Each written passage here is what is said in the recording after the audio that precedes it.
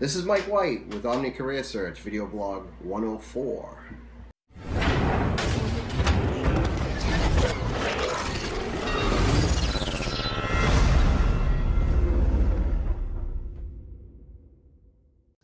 Good morning, video bloggers. I'm Mike White, and we're here today to talk about an issue that is draping the landscape of America. Sourcing labor. Whether you're going down the street in your local town or whether you're driving in another town or a major city, you're going to see any reader board. I would venture to guess that it's 80% or higher, help wanted. First question I have for you is, do you know who you're sourcing? Are you sourcing the millennials? Are you sourcing Generation X, the baby boomers? Are you sourcing third world country immigrants? Are you sourcing suburban millennials? What is it that you're sourcing? Today's topic is going to be on unskilled and skilled labor, actually. So we're gonna narrow down that sourcing labor to one specific segment. What is your thinking? What is your thought process on your sourcing? Are you in the 1980s where you're thinking you're going to do a classified ad in the newspaper? Are you in the 1990s where you're posting every job board? Are you even in the new millennium using all the job boards? Today's tools in the marketplace are all over the board. Obviously LinkedIn is more for professional, the Ladders is more for professional. All the major job boards have some inherent flaws in them. They do not filter who can respond to your ad, so it leaves you more time filtering through the resumes. What other tools in today's marketplace are successful for unskilled and basic labor? Craigslist is very efficient. You will do some mining through the resumes that come in. However, there is great response from the millennials as well as the third world country people that lack English speaking ability or are weak in that subject.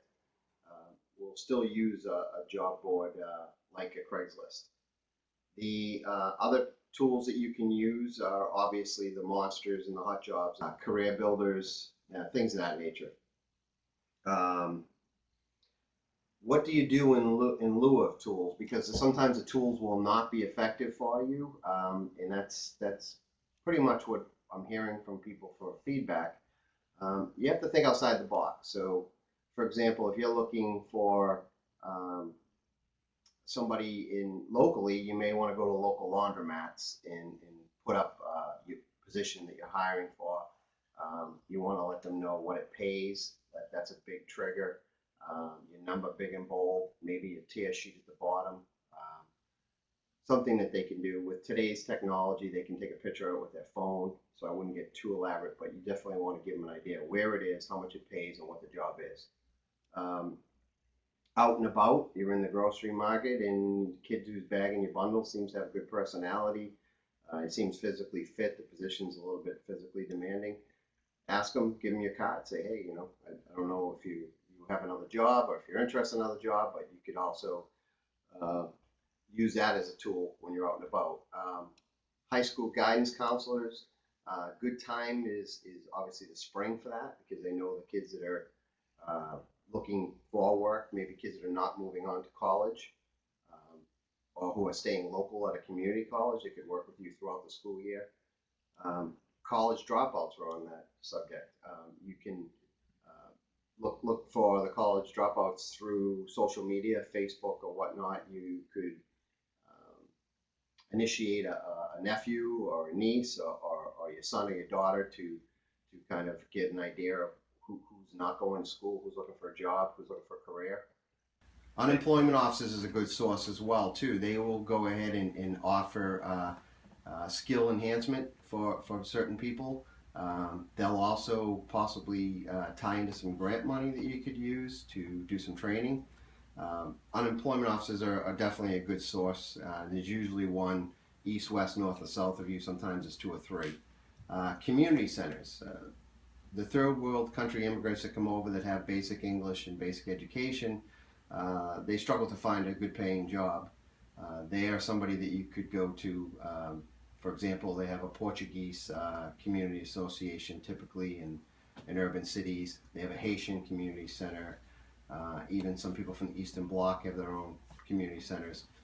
Much like it's been for generations, they will congregate there on their free time, and the people within those organizations usually assist them in finding jobs. Local churches, talk to pastors. A good pastor knows which parishioners are struggling and need work. Food pantries, the people who run food pantries know the people that are in need of a job.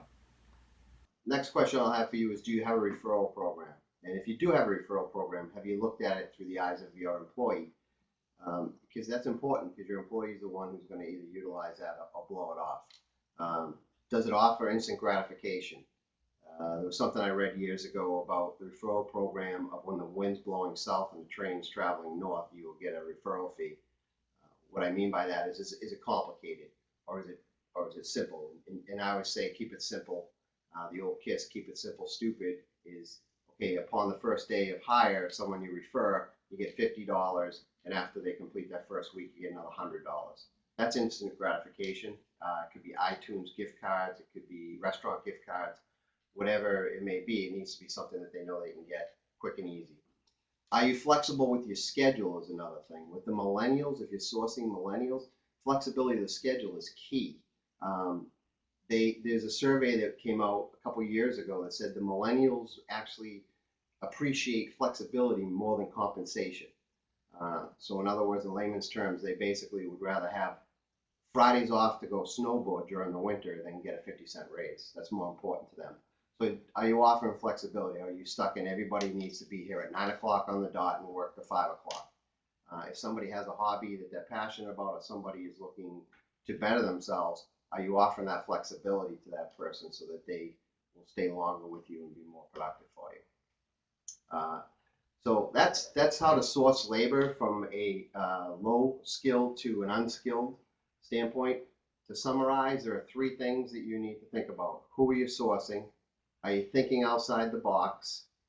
And 3, your internal referral program. Is it strong? Is it something that an employee will embrace to get something out of? Is it a win-win? Thanks. See you next week.